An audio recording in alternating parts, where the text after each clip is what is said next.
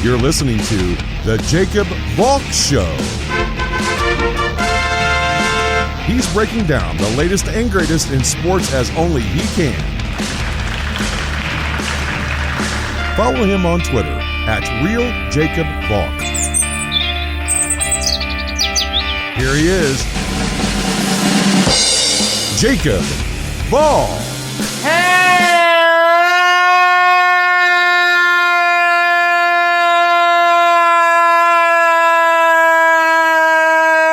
Hello, sports fans. Welcome to another edition of the Jacob Valk Show. I am Jacob Valk, and what I'm going to do today is break down all the picks from day 2 and day 3 that stood out to me. Some in a good way, some in a bad way. I'm not gonna talk about any Jets picks. I did that this morning on the New York Jets draft recap. So listen to that when you're done listening to this, if you haven't listened to it already. There are a lot of picks to break down, so let's just get right into it. I did not like the Dolphins taking Javon Holland with the 36th overall pick. It's nothing against Holland. I like Holland. I think Holland's very smart. I think he has a good frame. Had some really good years at Oregon. But with Trayvon Moehrig still available, the fact that Javon Holland was taken ahead of him, that I didn't like. You'd be hard-pressed to find anyone outside of Miami and maybe Oregon that had Holland ranked ahead of Moehrig. You may be saying, Jacob, you're falling into the right position, wrong player fallacy.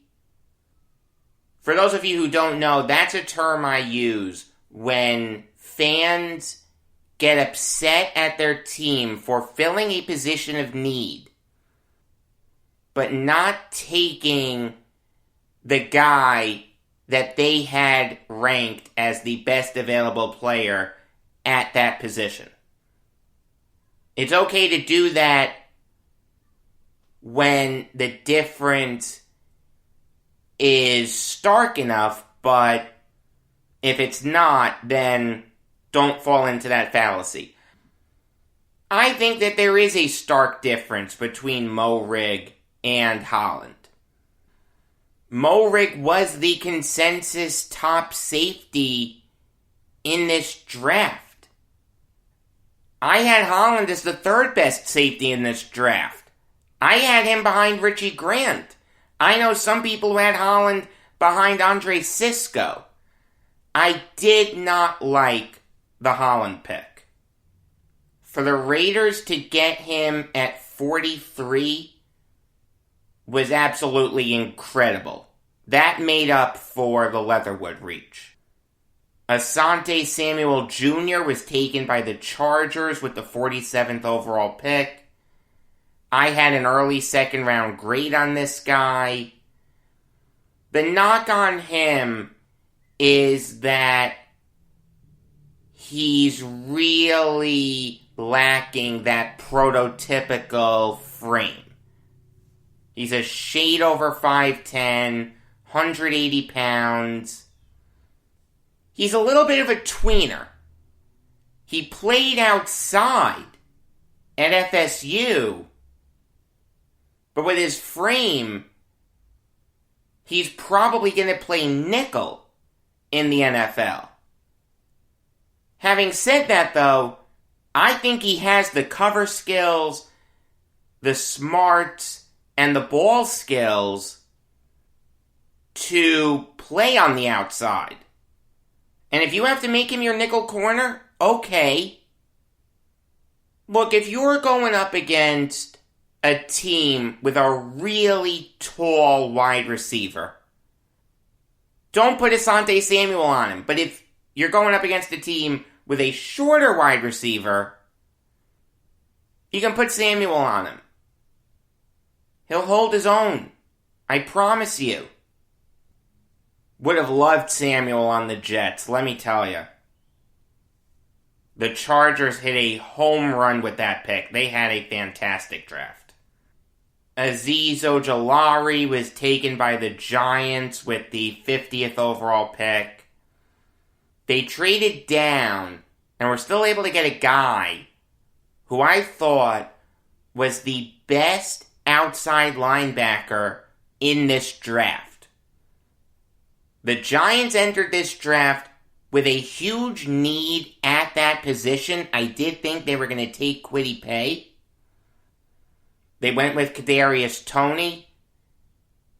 They filled that need in the mid-second round by taking Ojulari, who is a first-round talent. How he lasted to the mid-second round, I'll never know. He jumped off the tape at Georgia, has a prototypical frame, can play all three downs, very, very good against the run. It kills me to say it, but the Giants had a really, really good draft. Dave Gettleman set them up really well for 2022, while still improving his team a lot for 2021. Joe Douglas could learn something from that. With the 52nd overall pick, the Browns took Jeremiah Owusu-Koramoah. If you'll recall, I wanted the Jets to take him with the 34th overall pick. I have absolutely no idea why he slipped. The only thing I can think of is that he's not the strongest guy in the world. He does get run over a little too much on one-on-one battles. He's 6'2", only 220 pounds. That's not great. But he's very smart. He's very twitchy. He's gonna play all three downs. The Browns were another team that had a fantastic draft. They're building something very special in Cleveland, and I commend them for it. That gives me hope as a Jets fan. If a team like the Browns can turn their team around, the Jets can too. With the 54th overall pick, the Colts made my father very happy by taking Dayo Odeyingbo. I'm pretty sure I butchered that name. He's the edge rusher out of Vanderbilt. It was nice to see him drafted, but he wasn't a second-round talent. I had an early fourth-round grade on him. I understand that it was tough for him to make a huge impact at Vanderbilt because they were so god-awful last year. I mean, their biggest story last year was Sarah Fuller, let's be honest. I'm not knocking Fuller, great story. In fact, I think there's a role for female kickers in the NFL. Female punters, too. But in a perfect world, wouldn't you like their biggest story to be a victory over Tennessee or Alabama or Georgia, you know, some great SEC team? When you project Odeyingbo over to the NFL, he's a little more raw than you'd like him to be. I don't think he has the best pass rushing skills or run stuffing skills in the world. He is versatile. He is smart. Doesn't take any plays off. I like him. I do. I think that he can turn into a good player, but to take him with the 54th overall pick, that's a bad job by the Colts. Also, they took a defensive lineman in Kwity Paye in the first round. The knock on him is that he's really raw. You took a similar player in Odiengbo. Not the best use of assets by the Colts. Dwayne Eskridge was taken by the Seahawks with the 56th overall pick. That was the first pick that they had. A lot of people were higher on Eskridge than me. I know that Mel Kiper really liked him. I just don't see it. The guy's under 5'9". Didn't set the world on fire at Western Michigan. Had some really good moments, don't get me wrong. But I am concerned how he's going to hold up playing against the grown men that the NFL has. I don't think his ball skills are that good. I don't think his separation skills are that good. There were better wide receivers available. Guys like Terrace Marshall Jr., Tutu Atwell, Anthony Schwartz, Amari Rogers, and Nico Collins all would have been better picks. Tylan Wallace, too. Carlos Basham Jr. was taken by the Bills with the 61st overall pick. This guy personifies the phrase, jack of all trades, master of none. This guy is going to be in the NFL for a while. He does everything really, really well. Is he going to dominate in the NFL? I don't think he can be the best defensive player on a Super Bowl winner, but he doesn't need to be that with the Bills. They have guys like Tre'Davious White and Jordan Poyer and Gregory Rousseau, who they took with their first rounder. Ed Oliver, too. Adding Basham to their D-line makes them incredibly scary. Like, I got flashbacks to those old Lions defensive lines with Daquan Bowers, Nick Fairley, and Kyle Vanden Bosch. How about the Texans with J.J. Watt and Jadeveon Clowney? That's what this Bills defensive line is going to be. There's nothing wrong when you're a team like the Bills that was one of the 4 best teams in the NFL last year in making a strength stronger. When you're a bad team and you have holes, don't do that. When you're a great team with an MVP caliber quarterback, you can do that. With the 63rd overall pick, the Kansas City Chiefs took Creed Humphrey. It was kind of funny. Nick texted me the afternoon of day 2. And he said, "Hey Jacob, I'm going to be working. I want to know who the Chiefs pick, but I won't be able to find out. Can you text me the picks?" So I did. I was happy to tell him that the Chiefs took Humphrey. I was laying in bed on Friday night and I was thinking what my ideal draft would have been for the Jets.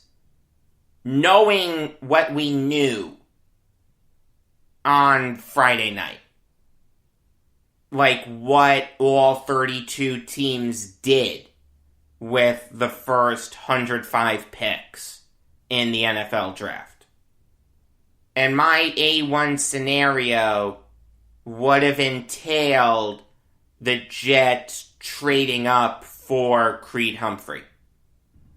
Not trading up a lot, realized they had the 66th overall pick. They just traded it to the Vikings for AVT.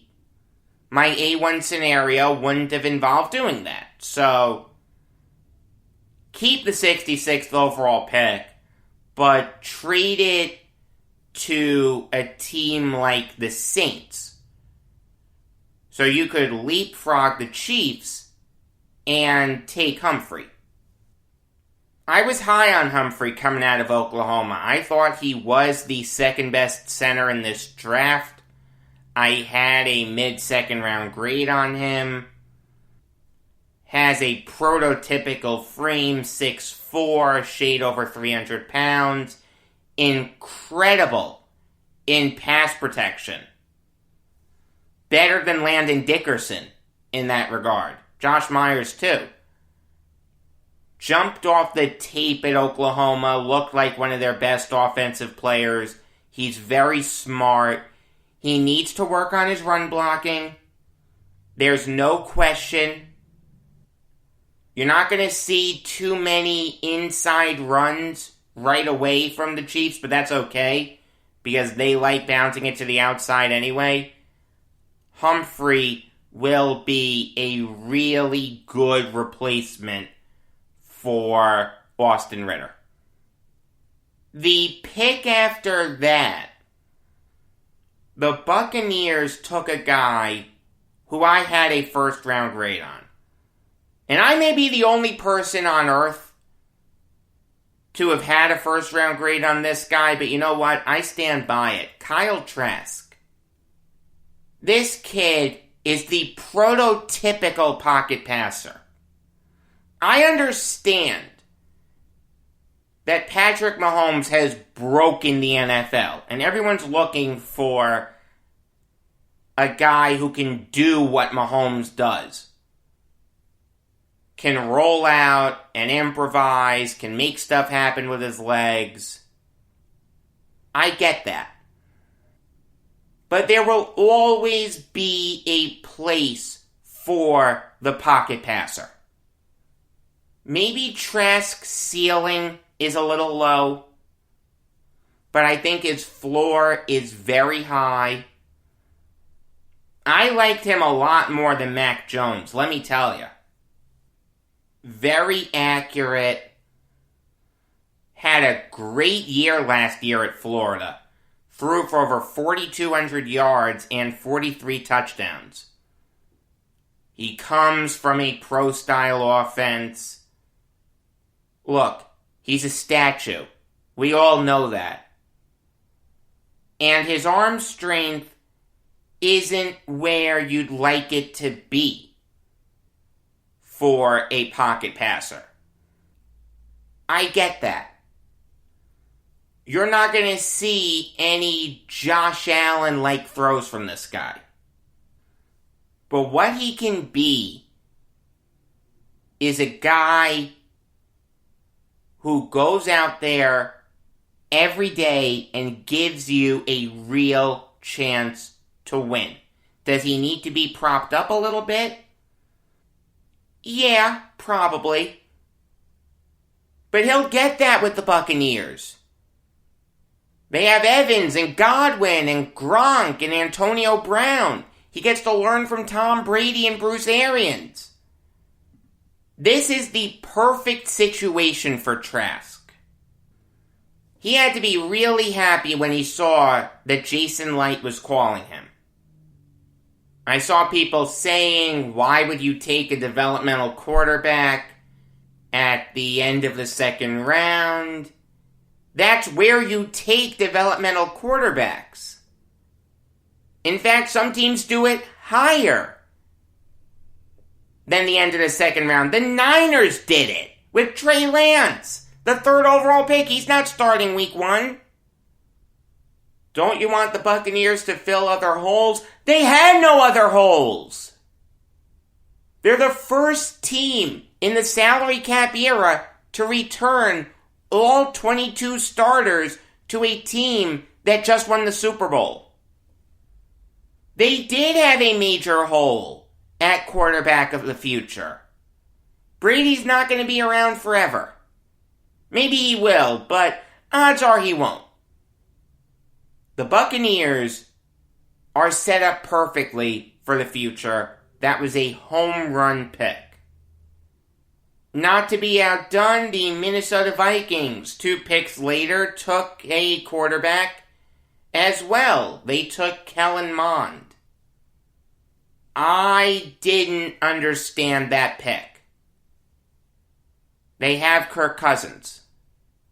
I understand that Kirk Cousins isn't a great quarterback by any stretch.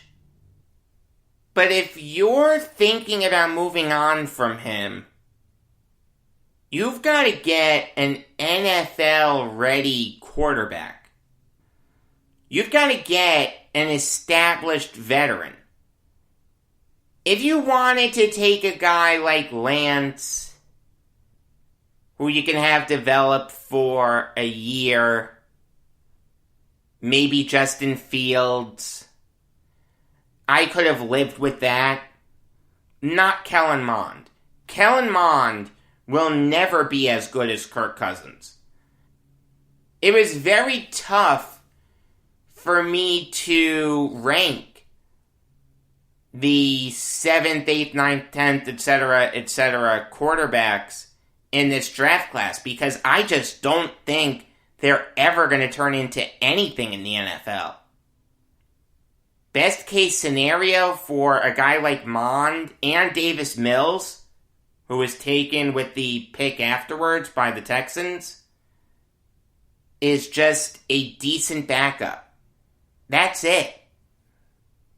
I mean, I can't kill the Texans for taking Mills. God knows they have a big question mark at quarterback. Who knows how this Deshaun Watson situation is going to end? Is he still going to want out? If so, then you need a quarterback of the future. From that end of things, it makes sense to take Mills. But Mills, just like Mond, their ceilings to me is just average backup.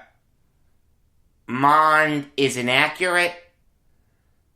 He's not as mobile as some people think he is. I don't like his decision making. Mond had the opportunity to drastically increase his draft stock. He didn't do it. That's a knock on him. And Davis Mills is just so blasted inexperienced. How are you confident in him? Best case scenario, he's going to be your backup in 2 years. Not what I would have done if I was the Texans. I understand you needed a quarterback, but wait until day 3 and take a flyer on a guy like Ian Book or Sam Ellinger. The Vikings and Texans really confused me. Jalen Mayfield was kind of a controversial prospect. Depending on who you talk to, you either had a day 2 grade on him or a 4th round grade on him. I was in that day 2 range in the mock draft that I did with Nick. He took Mayfield with the 25th overall pick. That was a little high for me, but look, I like Mayfield. Really good run blocker, tough player, incredibly versatile. Not great in pass protection. You really don't know where he's going to play in the pros. He didn't jump off the tape at Michigan, but Michigan was so bad last year that you can forgive that to a certain extent. The Falcons taking Mayfield made a ton of sense to me. They're going to give it another go with Matt Ryan. That is the right decision. Good job by them. Josh Palmer was the 77th overall pick by the Chargers. If he went to Oregon with Justin Herbert, I could have justified this pick, but he went to Tennessee. This is a guy who I had like an early 6th round grade on. He doesn't have the speed necessary to break away from corners. He ran a 4.5 40, didn't jump off the tape at Tennessee. I mean, again, there were so many better wide receivers available. I understand propping up the young quarterback, but there's a better way to do it than taking Josh Palmer. I mean, I had to scramble through my notes when I saw that pick. It's like, Josh Palmer.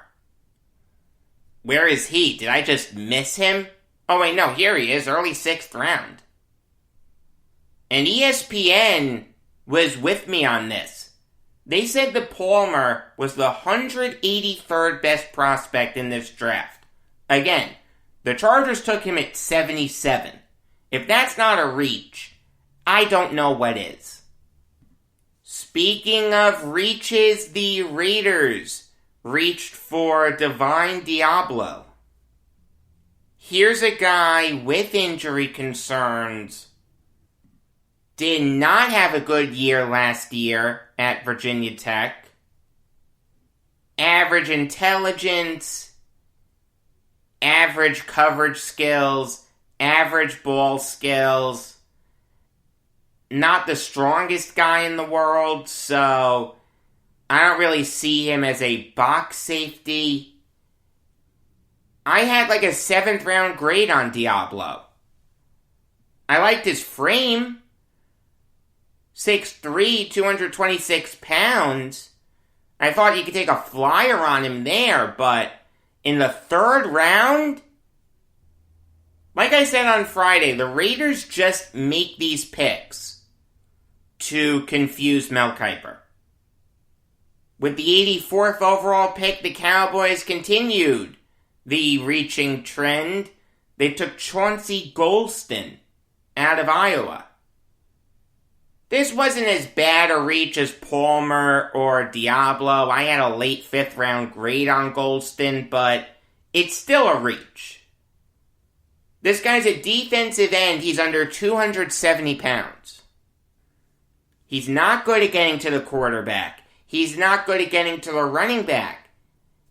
He's versatile. He's smart. He's fast. I know he got along with everyone at Iowa, but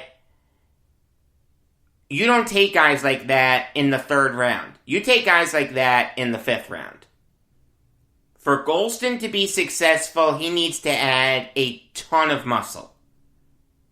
Will he be a good rotational defensive lineman? The answer is yes. Is that acceptable for a 3rd rounder? Not really. With the 95th pick, the Buccaneers took Robert Hainsey, an offensive tackle out of Notre Dame. There were some other reaches that I could have talked about, but nothing as notable as Hainsey. The thing that scares me about him is his frame. He's 6'4.5", and just a shade over 300 pounds, is not very athletic. He's not the strongest guy in the world. He's not going to wow you in the gym or anything. Look, he had a really good career at Notre Dame. He certainly has the intelligence, the pass blocking, and the run blocking skills to work out in the NFL. But he needs to add a ton of muscle very quickly. I'd also like him to work on his agility. It used to be that you didn't care if your offensive linemen were agile. Now in this NFL, you do, and Hainsey really needs to address that part of his game. He's not a bad player. He could work out. It would have been worth the gamble in the early 6th round, maybe late 5th. Not in the late 3rd. But in the Buccaneers' defense, like I said, they really don't have a lot of holes, so they can afford to develop a guy like Hainsey. They just could have gotten him a lot later. With the pick afterwards, the Patriots made one of the steals of the draft. I don't know how Ronnie Perkins nearly fell out of the 3rd round. This is a guy who I had an early 2nd round grade on. Jumped off the tape at Oklahoma. Incredible at getting to the quarterback. Very smart, very twitchy. I understand that he needs to add a ton of muscle. He's 6'2.5", 253 pounds. You're not going to be able to win with just speed in the NFL. You've got to have more. You've got to have a variety of moves. On inside runs, Perkins is a non-factor. Outside runs, he can set the edge. No question. Ronnie Perkins has what it takes to be a really good defensive lineman in this league. Does he have some rough spots? There's no question. But the Patriots can work that out. 2 picks later, the Denver Broncos took everyone's favorite player, Quinn Miners, an offensive lineman out of the University of Wisconsin at Whitewater. He had to get really creative with his tape because he went to Wisconsin Whitewater. They didn't have a season last year. So he went to the outdoors and just started working there. Knocked down some trees, bench pressed some logs. Hey, I commend him for it. You've got to get yourself out there somehow. It's tough to really evaluate Miners because he comes from such a small school that didn't play last year. But you know what? He was a captain. Loves football, great work ethic. His past tape, he's shown that he's a really good run blocker. Prototypical frame, 6'3", 320 pounds. He's a tough guy. He's a mauler.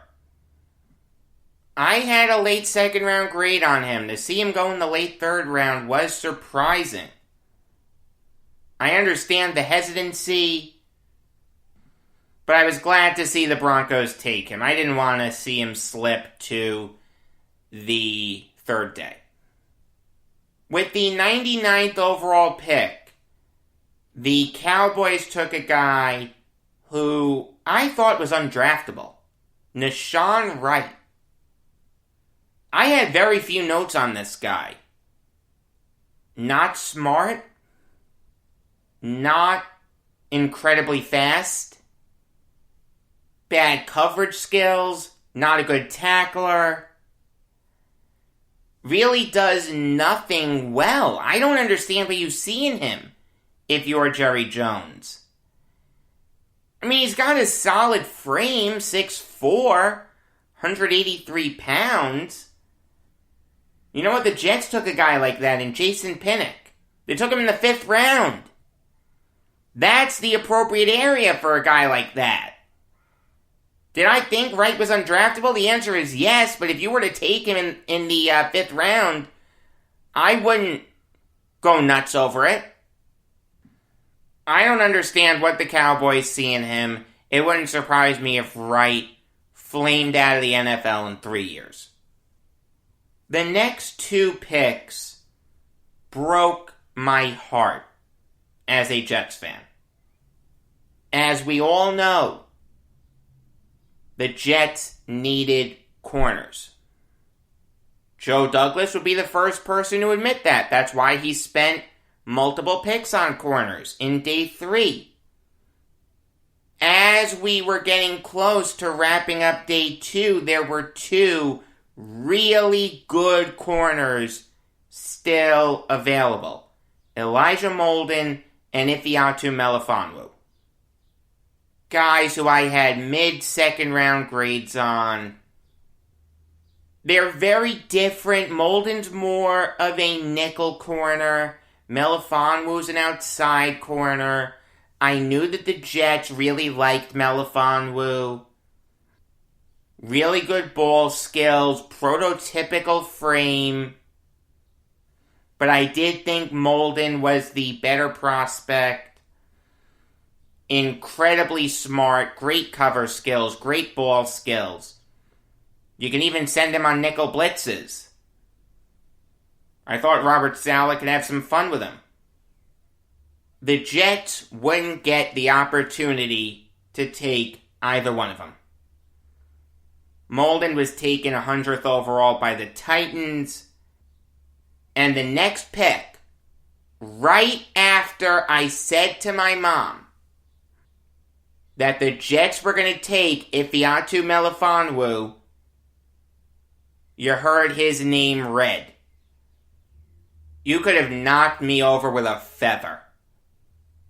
Here's the one thing I'll say. If the Jets didn't trade up for AVT, they could have been in position to take Melifonwu with the Seahawks 3rd rounder. I don't think trading up for AVT was the best use of resources. Again, nothing against AVT. I like him. I think he's going to be a really good player. The Jets just had bigger needs. With the penultimate pick in the 3rd round, the Ravens made an egregious reach. A rare miss by the Ravens. Brandon Stevens was a guy who I had a 7th round grade on.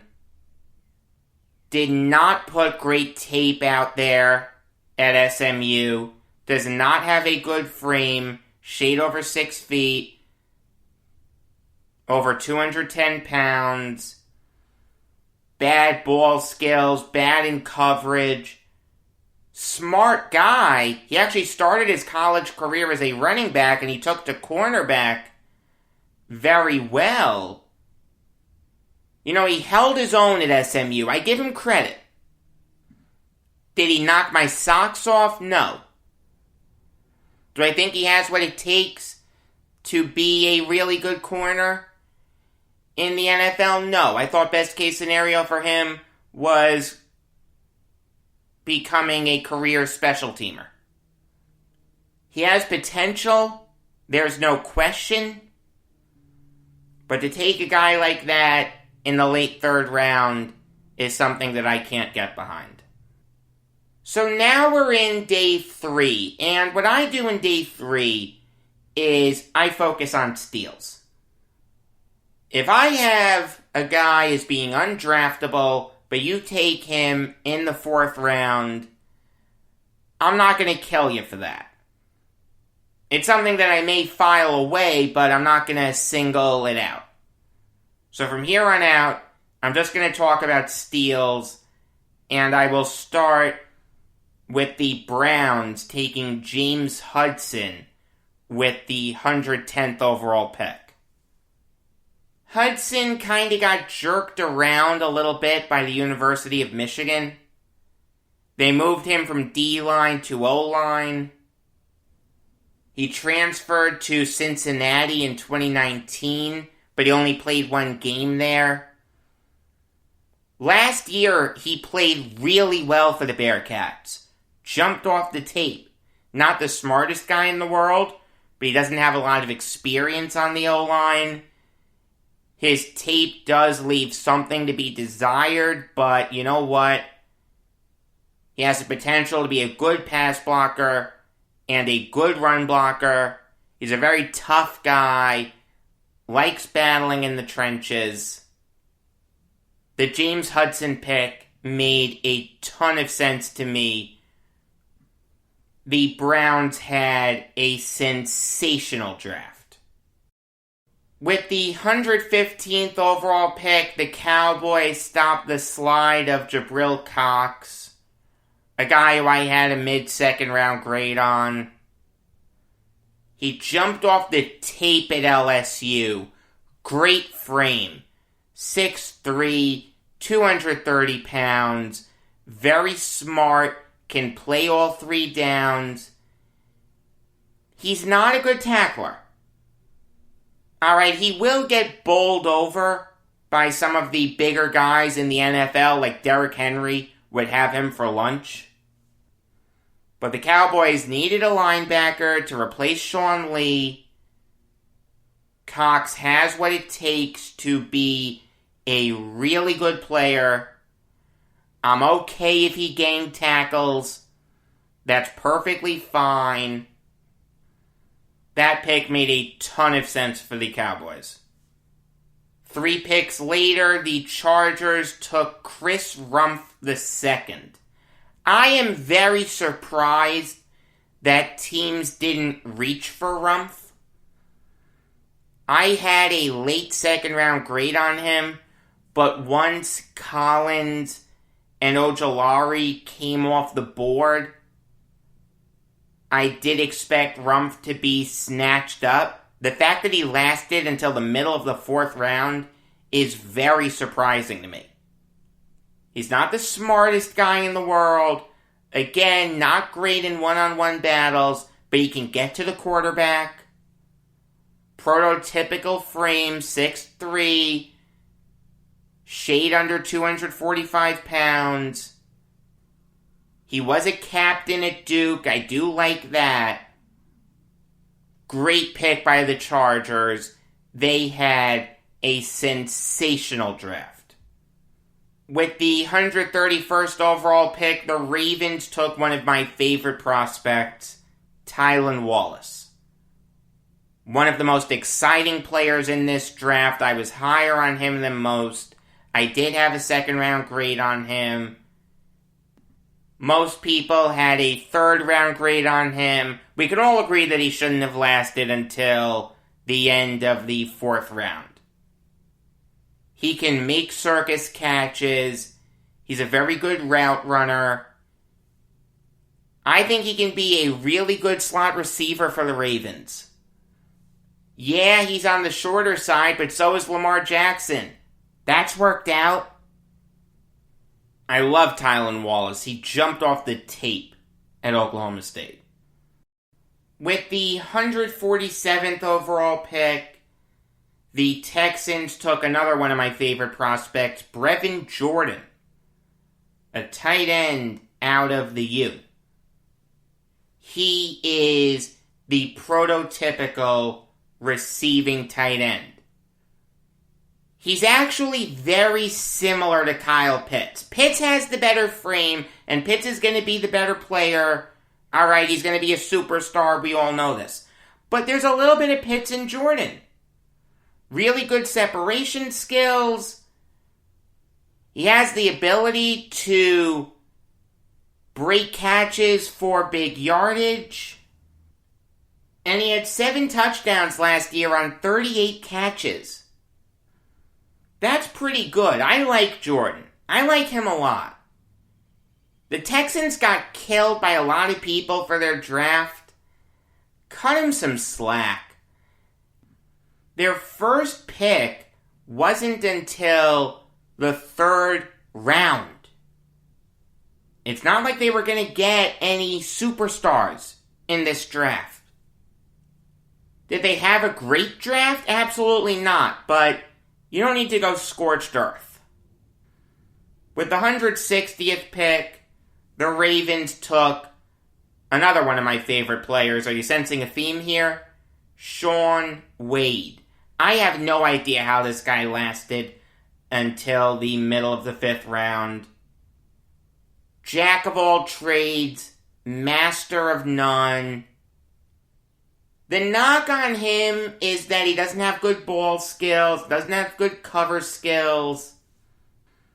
He may have been helped out a little too much by the great corners that OSU had a couple years ago in Jeff Okudah and Damon Arnett.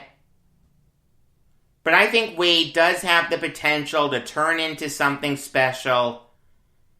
He'd be better off as a nickel corner. You don't want him on the outside. I think he proved that last year.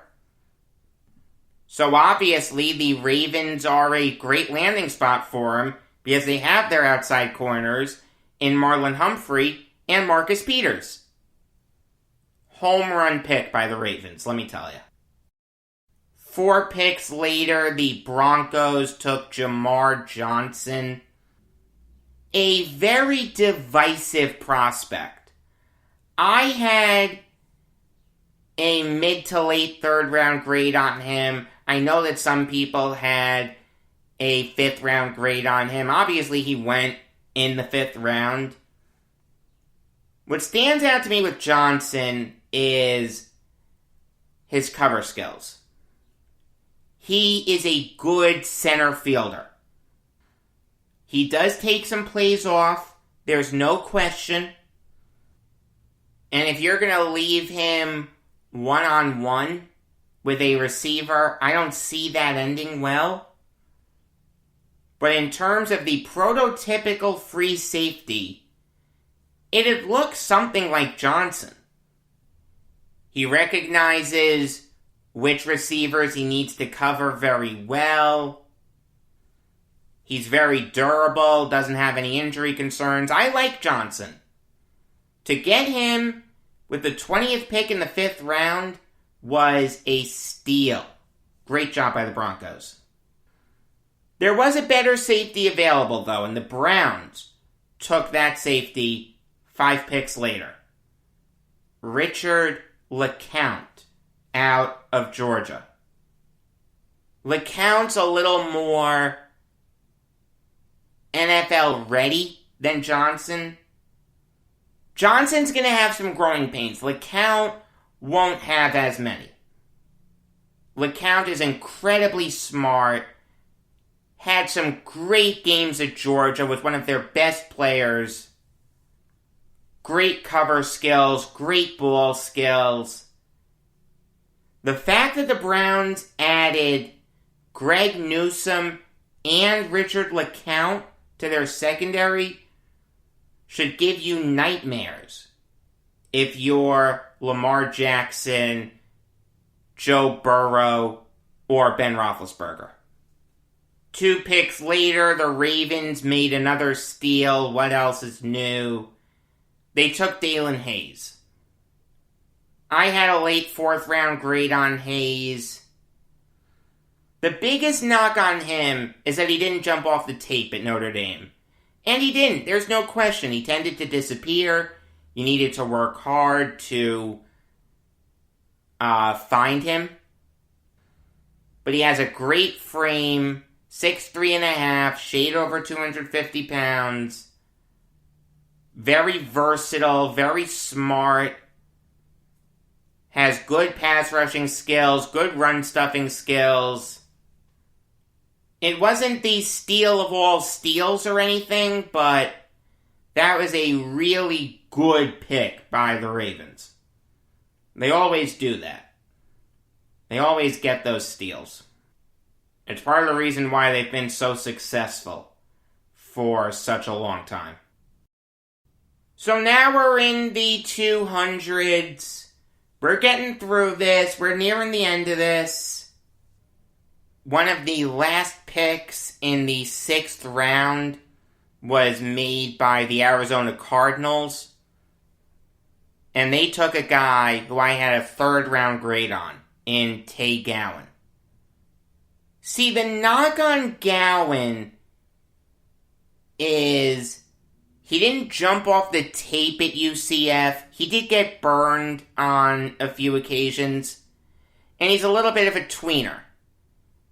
He's 6'1", 186 pounds. To be an outside corner, you'd like him to be a little beefier, but to be a nickel corner, you'd like him to be a little shorter. But he plays the ball just as well as any corner in this draft. He is smart. He's a good tackler. He's deceptively strong. I have no complaints with the corners that the Jets took, but if one of them had been Tay Gowan, I would have been doing backflips. That was a home run pick by the Cardinals. 3 picks later, the Kansas City Chiefs made another home run pick. They took Trey Smith. The reason that Smith fell was because in 2018, while he was at the University of Tennessee, he developed blood clots in his lungs. Now, he did play in 2019. He did play in 2020. But the blood clots scare you. This is a guy who could have been a 1st-round talent if not for those blood clots. That's how great this guy is. Absolutely jumped off the tape at Tennessee, was their best player, prototypical frame, 6'5.5", 320 pounds. He can play left tackle, he can play left guard. Great run blocker. Great pass blocker. Really smart. I want him backing me up in a bar fight. Every team in the NFL should have been willing to take the gamble on a guy like Smith. His ceiling is incredibly high. The last pick that I want to tell you about is the 257th overall pick. 2 picks before Grant Stewart was named Mr. Irrelevant. One of my favorite prospects in this draft was Jermar Jefferson. I had a 5th round grade on him. Jack of all trades, master of none, had some big games at Oregon State. Very patient, great vision. Not the strongest guy in the world, which is to be expected given his frame. He's 5'10", shade over 200 pounds. And yeah, he fumbles the ball more than you'd like him to. But he's a good blocker for his size. I think he can contribute as a pass catcher. And he has really good balance. He's not the easiest guy in the world to bring down. The Lions got a really good player with the 3rd to last pick in this draft. New York Islanders show comes your way tonight. Regular episodes of the Jacob Valk show come your way every weekday afternoon. Until next time, I am Jacob Valk saying that Ping Bodie had larceny in his heart, but his feet were honest.